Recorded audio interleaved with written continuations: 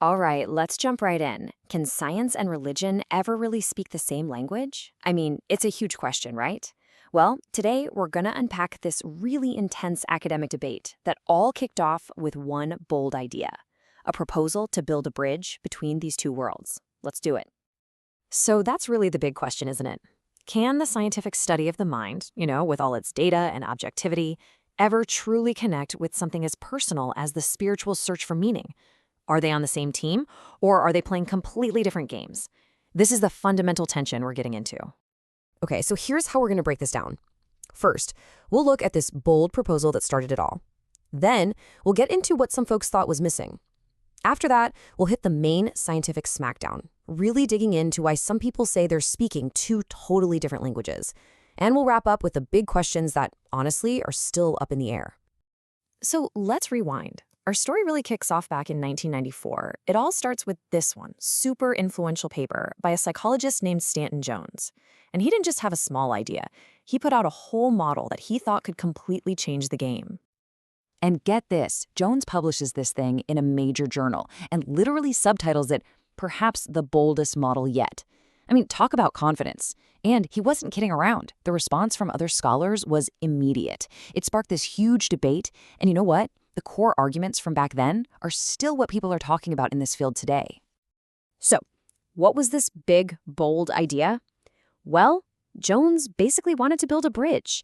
He was tired of psychology and religion being seen as these warring camps. He argued that, hey, they actually share some common ground. They're both interested in human well-being, meaning, all that stuff. And he believed that was enough to start a real, productive conversation. But, and this is a really big but, Jones was very specific about something his critics pounced on right away. See, when he used the word religion, he wasn't talking about faith or that deep personal spiritual experience. Nope.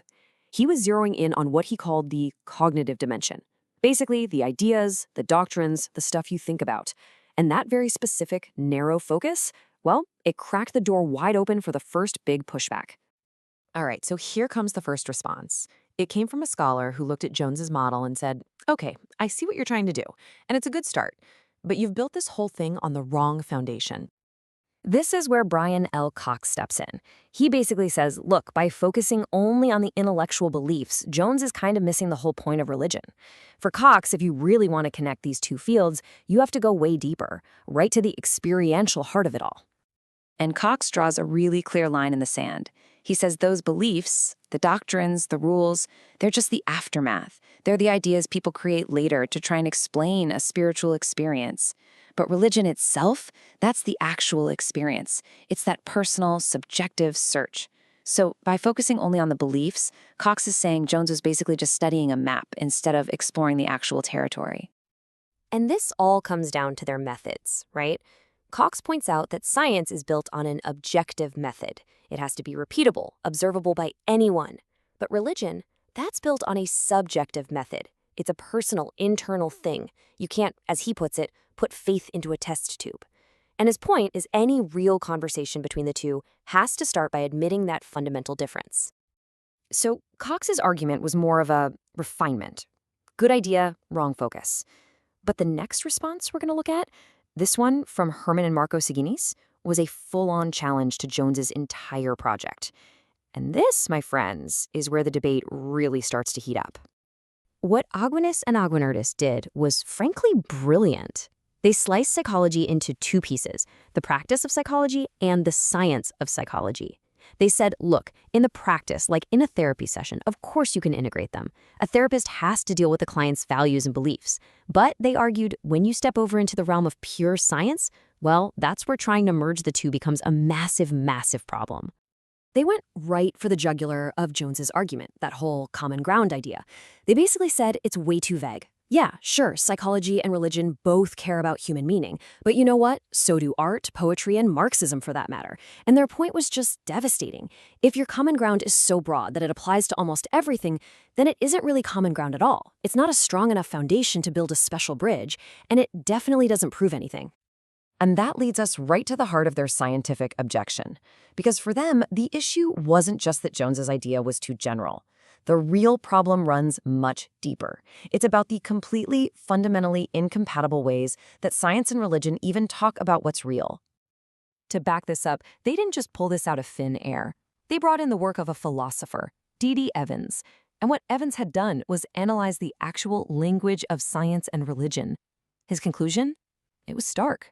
He found that these two fields don't just have their differences, they differ radically. Okay, so this table really breaks it down. Look at scientific statements. They're totally neutral, right? Water boils at 100 degrees Celsius. Anyone can understand that, and you can test it with a thermometer. Now look at religious statements. They are the complete opposite. A statement like God is love isn't neutral. It demands personal commitment. You don't understand it impersonally, you understand it through experience. And you definitely can't test it in a lab.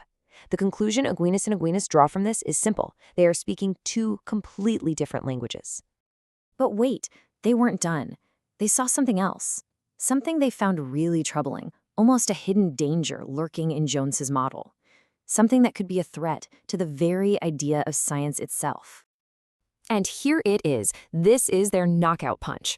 They argued that if you followed Jones's model to its logical conclusion, it could actually allow a researcher to just reject theories or throw out hard evidence simply because it conflicts with their personal religious views.